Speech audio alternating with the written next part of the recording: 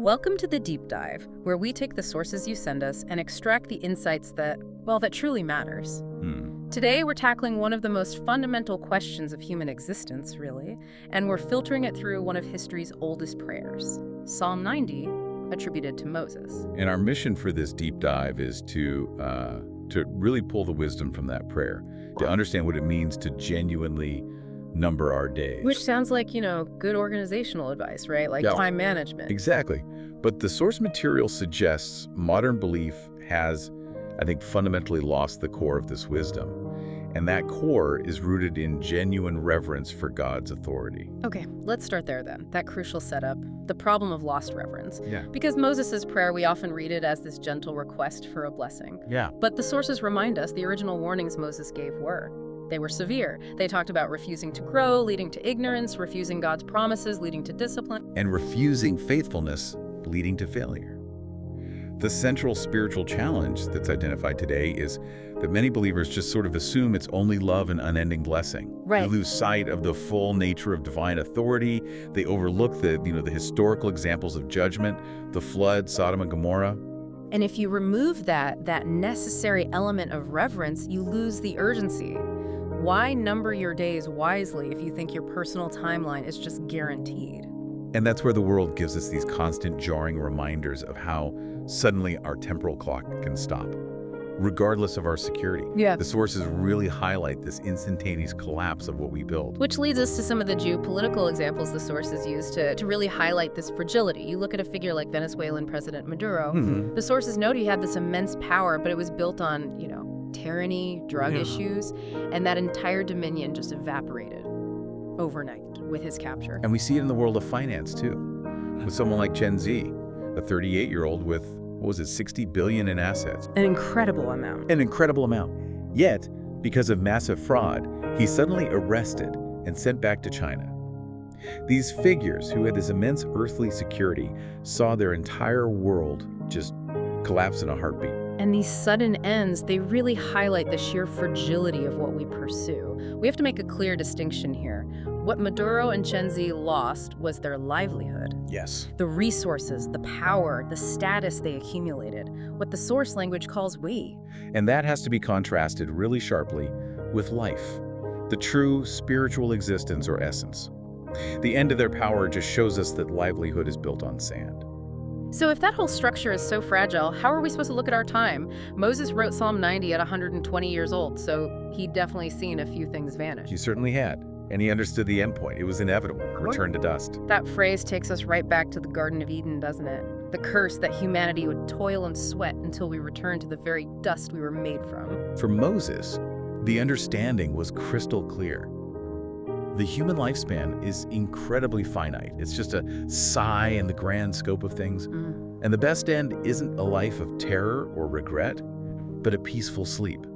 So if we're supposed to be counting this sigh, what are we actually counting? Are we counting our age, our savings, the years until retirement? All metrics of our livelihood. Right. But is life, our actual spiritual standing, counted in the same way? And that distinction is everything. Because we habitually rely on these earthly metrics they're utterly insufficient. Just consider the traditional Chinese cultural ideal, the 5 blessings.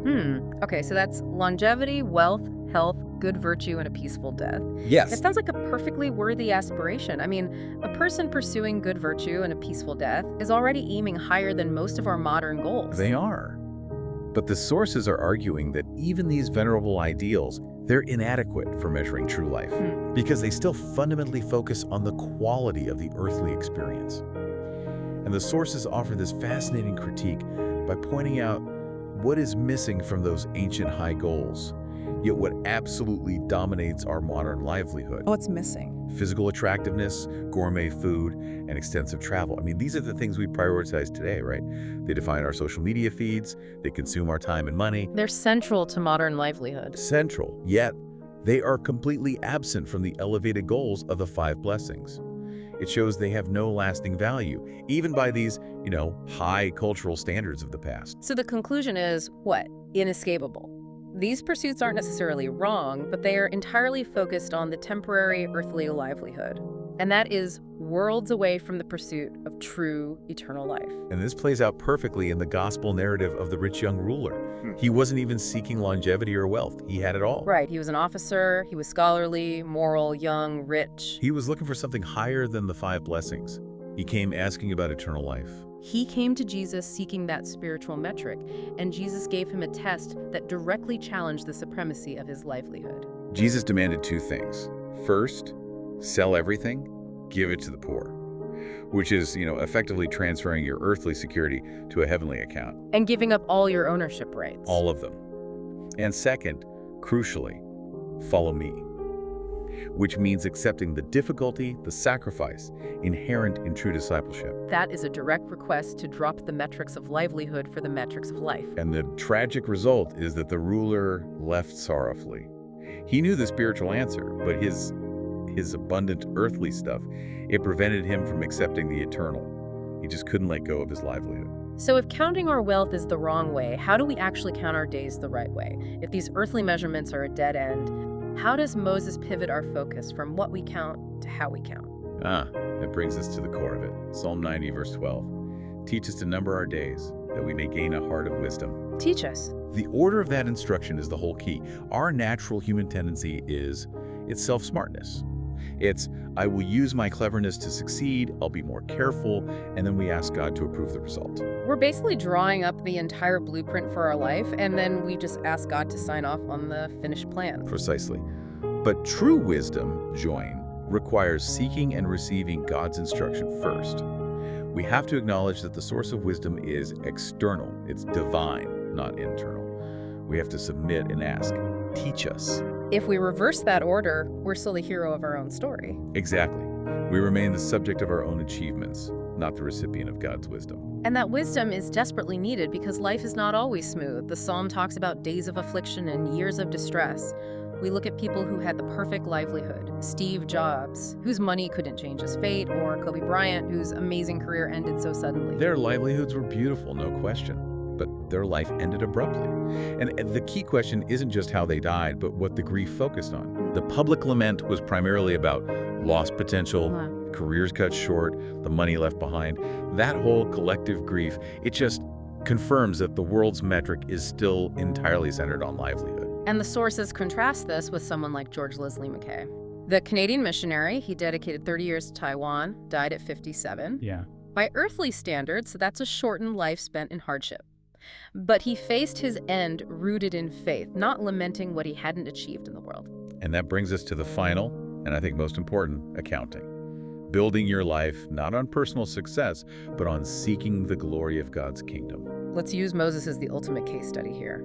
Yeah. He established that most people would point to his first 40 years, right? Prince of Egypt, that was his most successful livelihood. But that assessment is lacking wisdom. The sources argue that Moses' most spectacular, his most confirmed moment of life, it came after decades of wilderness service. Not when he was achieving his goal. No. It was standing on Mount Nebo, accepting that he would not enter the promised land, despite being the one who led his people all the way there. So his life was confirmed by God, not because he completed his personal objective, but because he showed meekness and acceptance of God's will in a moment of, well, personal failure. That defining moment of acceptance confirms that his life was measured by his relationship and his obedience, not by successfully achieving the mission he had spent 40 years on. Wow. And that realization deepens when we look at the case of Dietrich Bonhoeffer, the German theologian, only 38 when he was executed for plotting to kill Hitler. Right. He believed that real discipleship required carrying the cross, even if that meant active political resistance. So he consciously chose to forfeit his livelihood, his safety, his career, his future for a profound spiritual action. He did. Now here's the big aha moment synthesis from the sources. We often wish Bonhoeffer had succeeded. We think his success would have been a pure victory. But the sources argue that Bonhoeffer's failure to kill Hitler was actually fortuitous for the integrity of the Christian faith. Okay, that's a massive claim. Why? How? Well, think about it. If he had succeeded, the Christian faith could have been dangerously simplified into just a political revolution. It might have suggested that assassination and political violence were, acceptable methods to accomplish God's will. Which is exactly what groups like the Zealots believed during Jesus' time. Jewish revolutionaries looking for a military messiah to overthrow Rome. Exactly. Bonhoeffer's success risked reducing Christianity to a kind of political idealism backed by violence. So his true legacy wasn't in achieving the political win. No, it was in demonstrating the spirit willing to sacrifice everything to speak truth against evil, regardless of the political outcome. His wisdom was in conforming his will to God's purpose, even when it led to prison and ultimately failure on the world stage. His accounting was based on obedience and witness, not success. Which brings us to Paul. He fully understood this conversion of priorities. Paul, or Saul, he was an accomplished man, a Pharisee, a Roman citizen, highly educated. He was the definition of a successful livelihood. But once he was converted, he threw all of it away. He called all those achievements useless. Completely. His focus became singularly fixed on preaching the gospel of the cross. And that path required him to endure constant persecution, beatings, imprisonment, and eventually martyrdom. He deliberately walked away from the path that guarantees the 5 blessings. Deliberately. And his final reflection, written just before his execution in 2 Timothy, it gives us the true, wise accounting. He says his time of departure had arrived. He didn't get longevity, but he knew he'd secured the reward, the crown of righteousness. Why? Because he had fought the good fight, finished the race, and kept the faith. His life's measure was based entirely on serving God's glory and the demands of the gospel. It confirms that true life is measured by its relationship to God, not by self-achievement or piling up worldly goods. So what does this all mean for you, for the listener? I mean, you should use technology, enjoy the beauty of this world, and thankfully pursue a fulfilling livelihood. Of course. But the fundamental lesson from Moses is this. Do not forget that your spiritual life has to be connected to God, because your livelihood cannot buy your life. The goal, then, is to live with the reverence that allows for true wisdom, to count your days based on a spiritual ledger, regardless of whether your situation brings the superficial success of an Egyptian prince or the deep suffering of Bonhoeffer. True wisdom, as Moses prayed for it, is built on seeking the glory of God's kingdom, and crucially, seeking God's confirmation of your work, firmly establish the work of our hands upon us. So consider this as you go about your week. Are your daily actions aimed at achievements that God will confirm, or are they just achievements that only benefit your current livelihood? That is the measure of a life well counted.